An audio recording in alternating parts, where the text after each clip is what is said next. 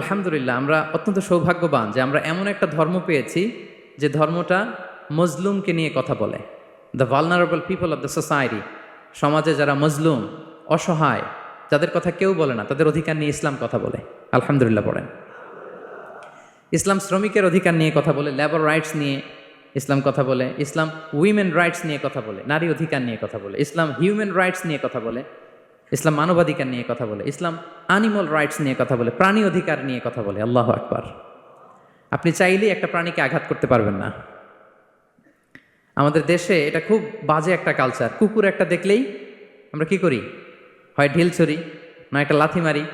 কিছুই করে নাই আপনাকে, পাশ দিয়ে যাচ্ছে দেখলেই কি ঢিল মারে, লাথি মারে। আরও অনেক জঘন্য জঘন্য কাজ আমরা করি। তাহলে যারাই যেখানে বিপন্ন, মানবতা যেখানে বিপন্ন, সেখানেই ইসলাম হাজির হয়েছে। আলহামদুলিল্লাহ। এজন্য ইসলাম পেয়ে আমরা খুশি না বেজার?